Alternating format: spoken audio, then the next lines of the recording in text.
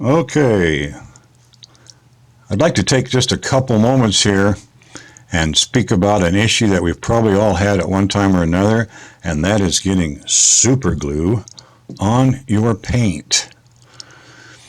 I think I found a solution, at least in my case. Now, I'll give you a little background. I put a couple good layers, heavy layers of enamel paint on my body, and I let it cure for 5 or 6 days. And then once it's cured, then I put some car polish on it. Now, you can use any kind you want. This just happens to be the kind I used. Get some car polish on there.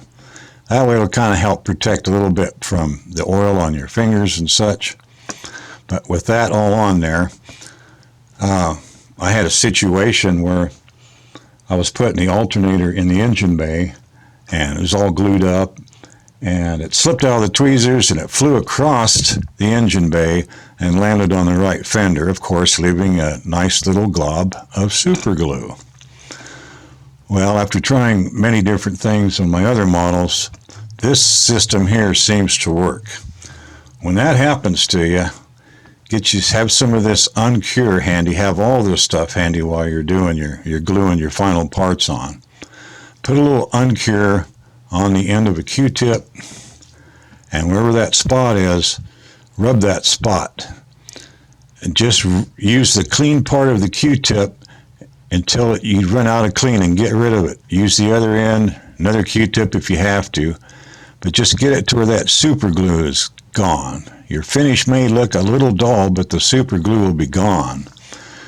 And then take you a little bit of this polishing compound. Get some of that on there and just go at it. Just go at it and up and down all around, and you'll find that that'll pretty much clean everything off of there. And then go back over it again with another coat of finish. And that's worked with me on this build about 3 times. Okay, I'm a klutz.